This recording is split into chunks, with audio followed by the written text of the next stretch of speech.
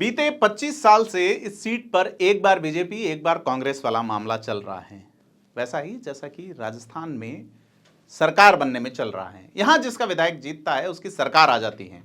इस सीट से एक ऐसा व्यक्ति भी विधायक बना जो प्रचार करने नहीं गया, बीमारी के कारण अस्पताल से ही उन्होंने चुनाव लड़ा, लेकिन जीत के कुछ समय बाद ही उनका देहांत हो गया। वे शपथ लेने भी नहीं जा पाए। यह इलाका मिनी पंजाब है। मूलतः पंजाब से आए लोग यहां से जीतते रहे हैं और इस पंजाब और पंजाबियत के पूरे प्रभाव वाली यह सीट, जो कि पाकिस्तान के नज़दीक हैं और पंजाब से सीमा साझा करती हैं, साथ ही विचार और व्यवहार भी। नाम है कर्णपुर। बात आज कर्णपुर विधानसभा की करेंगे, जहां आजकल आम आदमी पार्टी पूरा फोकस कर रही है। फिलहाल कांग्रेस के गुरमीत सिंह कुन्नर यहां से विधायक हैं और कुन्नर की उम्र अब 75 साल के आसपास हो चुकी है, तो कांग्रेस यहां से टिकट बदलने पर विचार कर रही है। पिछले चुनाव में तीसरे नंबर पर रही बीजेपी क्या निर्णय लेगी, ये देखने वाली बात है। और बीजेपी के निहाल चंद मेघवाल इस इलाके की जो लोकसभा सीट है गंगानगर हनुमानगढ़, वहां लंबे समय से सांसद हैं। सादुल शहर, रायसिंह नगर, संगरिया, पीलीबंगा, सूरतगढ़ और गंगानगर, यानी हनुमानगढ़ और गंगानगर जिले की ये विधानसभा सीटों की सीमाएं इस सीट से साझा होती हैं। इस पर 246 मतदान बूथ हैं और अभी तक 2,36,856 मतदाता पंजीकृत हुए हैं। एक बूथ पर औसतन 963 मतदाता हैं और बीते 5 साल में करीब 13,000 नए मतदाता जुड़े हैं। यह जुड़ाव घटाव चुनाव, विधानसभा चुनाव जो 2023 है, उसकी आचार संहिता लागू होने तक जारी रहेगा। अब अगर अपन विश्लेषण करें पिछले 3 विधानसभा चुनाव का खास करके, तो 2018 के चुनाव में बीजेपी ने अपने मंत्री रहे सुरेंद्र पाल सिंह टीटी को फिर से टिकट दिया।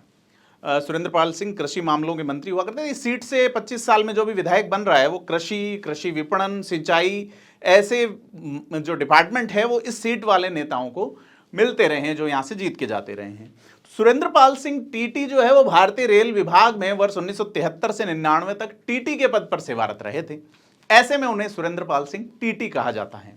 हालांकि वे एक अच्छे खिलाड़ी भी रहे हैं, परंतु इस बार उन पर गुरमीत सिंह कुन्नर भारी पड़े। भारी पड़ने की वजह रहे निर्दलीय पृथ्वीपाल सिंह, जो बीजेपी से अधिक करीब 45,500 वोट खींच ले गए। बीजेपी को 44,099 वोट मिले और तीसरे स्थान पर रहे। यही नहीं, यहाँ घनश्याम तिवारी की जो नई पार्टी बनी थी जिसका चुनाव चिन्ह बांसुरी था, उसके महेंद्र कुमार रसावत भी 15,782 वोट ले गए। टीटी यहाँ तीसरे नंबर पर रहे थे। इससे पहले 2013 में टीटी का भाग्य चमका था। एक बार फिर से जमींदारा पार्टी के कारण सुरेंद्रपाल सिंह टीटी की जीत मुकम्मल हो पाई थी और वे मंत्री बने थे। सामने कांग्रेस के तत्कालीन मंत्री गुरमीत सिंह कुन्नर ही थे, लेकिन कुन्नर 3,853 वोटों से हारे थे। जमींदारा पार्टी का जो प्रत्याशी था जिसने 19,335 वोट लिए, उसका नाम भी गुरमीत सिंह था। तो 2 हमनाम प्रत्याशी, हालांकि अलग अलग चुनाव निशान थे। जमींदारा पार्टी का चुनाव निशान टेलीफोन था, कांग्रेस का पंजा। लेकिन इस जो गणित थी कर्णपुर चुनाव की, उस गणित, सीधी सादी गणित को त्रिकोणमिति में जमींदारा पार्टी ने बदला और कुन्नर चुनाव हार गए। इससे पहले 2008 में जब विधानसभा के चुनाव हुए थे, उस वक्त कुन्नर यह चुनाव जीते थे और अशोक गहलोत सरकार में उस विभाग में राज्य मंत्री बनाए गए थे जो विभाग महिपाल मदेरणा के पास हुआ करता था। तो बात कर रहे थे 2008 के चुनाव की। नए परिसीमन के बाद गुरमीत सिंह कुन्नर बीजेपी के इन्हीं सुरेंद्रपाल सिंह टीटी को करीब 6,000 वोट से हरा के विधानसभा पहुंचे थे और इसमें जो बड़ी भूमिका निभाई थी बसपा के महेंद्र कुमार ने, उन्हें 22,000 वोट मिले। इन 3 चुनावों को मोटे मोटे तौर पर देखें, कर्णपुर सीट वैसे तो सामान्य है, लेकिन यहाँ मुकाबला अब सामान्य नहीं है। त्रिकोणीय संघर्ष होता है और इस बार आम आदमी पार्टी शिद्दत के साथ यहाँ तैयारियों में जुटी है। ऐसे में दिसंबर 2023 में होने वाला चुनाव खासे रोमांच से भरा हुआ होगा। और इस विधानसभा सीट की अगर पुराने इतिहास की बात करें तो 1951 के चुनाव में रायसिंह नगर कर्णपुर विधानसभा सीट हुआ करती थी। बाद में रायसिंह नगर सीट जो है वो शेड्यूल्ड कास्ट के लिए रिजर्व है, अभी भी अस्तित्व में। पहले दोनों को मिला के एक सीट हुआ करती थी और इस पे 2 विधायक हुआ करते थे। पहले चुनाव में जो सिस्टम था उसमें पूरे प्रदेश में जो पहला चुनाव हुआ था उसमें ये जो रायसिंह कर्णपुर सीट थी, इस पर सर्वाधिक 15 कैंडिडेट इसी सीट पे थे, बाकी 15 प्रत्याशी कहीं भी नहीं थे। कांग्रेस के गुरदयाल सिंह संधू और धर्मपाल पंवार यहां से चुनाव जीत के विधानसभा पहुंचे थे। संधू जो है वो पुराने समय में, राजाशाही के समय में प्रजा परिषद के अध्यक्ष थे और राजपुताना रीजनल काउंसिल के सदस्य। वो जिला कांग्रेस अध्यक्ष समेत कई पदों पर रहे थे। 22 साल की उम्र में राजनीति में सक्रिय हुए और कई बार जेल की यात्रा भी की। तो करणपुर के पहले विधायक कांग्रेसी थे संधू, बाद में समाजवादी हो गए और 72 में करणपुर सीट से समाजवादी पार्टी से विधायक भी बने थे।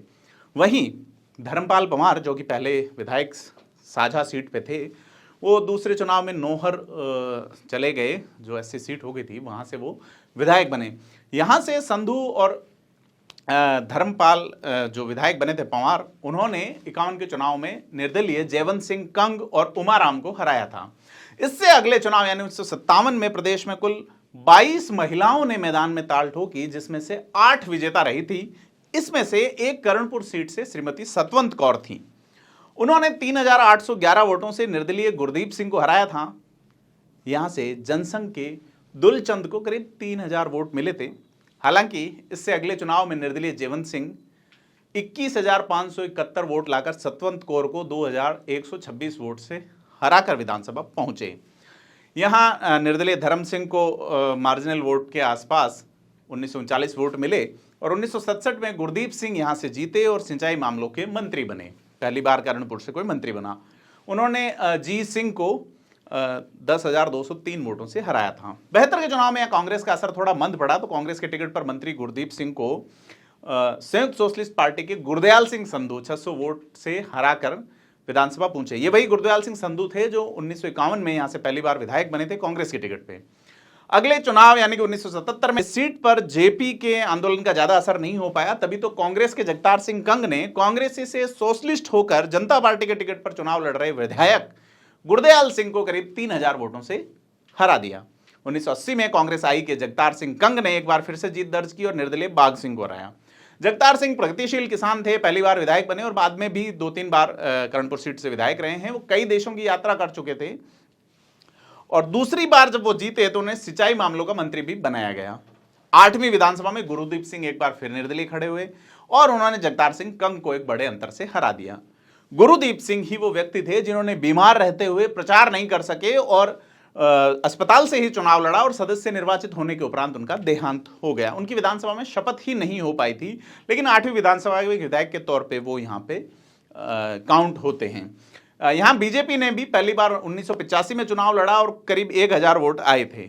उपचुनाव जो कि उनके निधन पे हुआ, उस वहां से इकबाल कौर संधू ने बीजेपी के कुंदन लाल को एक बड़े अंतर से हरा दिया। वे करणपुर की दूसरी महिला विधायक थी। 1990 में बीजेपी ने शिरोमणि अकाली दल की मदद से यहां सिख वोटों को एक अलग एंगल पर डाइवर्ट किया और यहां से कुंदन लाल को पार्टी से विधायक बनाने में सफलता हासिल की। यहां निर्दलीय हरिंदर सिंह दूसरे नंबर पर रहे और करीब 5000 वोटों का अंतर रहा। कांग्रेस के जगतार सिंह कंग एक बार फिर हारे, तीसरे नंबर पर रहे। शिरोमणि अकाली दल ने मेजर सिंह को चुनाव लड़ाया था, जिन्हें 10,310 वोट मिले थे। 1993 के चुनाव में जगतार सिंह कंग, जिनका हम पहले जिक्र कर चुके, उन्होंने वापसी की और बीजेपी के नए प्रत्याशी सुरेंद्र पाल सिंह टीटी को करीब 3500 वोट से हराया। यहां त्रिकोणीय संघर्ष में निर्दलीय हरिंदर सिंह भी भारी पड़े और तीसरे नंबर पर रहे। वे करीब 21,000 वोट ले गए। 1998 में कांग्रेस की लहर थी और प्रत्याशी बनाया गुरमीत सिंह कुन्नर को। उन्होंने बीजेपी के सुरेंद्र पाल सिंह टीटी को 1092 वोटों से हराया। इसके अगले 2003 के चुनाव में सुरेंद्र पाल सिंह टीटी ने वसुंधरा राजे की लहर में चुनाव जीतने में सफलता हासिल की और पहली बार विधानसभा पहुंचे। टीटी 400 मीटर बाधा दौड़ के राष्ट्रीय रिकॉर्डधारी खिलाड़ी रहे हैं और वे राजस्थान विश्वविद्यालय के लिए गोल्ड मेडल जीतने वाले धावक भी रहे हैं। परंतु पहली बार विधायक बनने में उन्हें 3 चुनावों का इंतजार करना पड़ा। हालांकि पहला चुनाव जीतते ही उन्हें कृषि राज्य मंत्री बनाया गया था। 2008 में कुन्नर फिर जीते, 13 में टीटी, 2018 में कुन्नर एक बार फिर से विधायक हैं। तो इस सीट पे वही खेल चलता है, एक बार बीजेपी एक बार कांग्रेस। जो विधायक बनता है उसकी सरकार बनती है, पहले हम बता चुके। लेकिन इस बार लोग विधायक के रूप में किसे चुनेंगे यह फिलहाल दिसंबर में तय होगा। लेकिन आप थिंक 360 को जरूर चुनिए, सब्सक्राइब बटन को दबा के।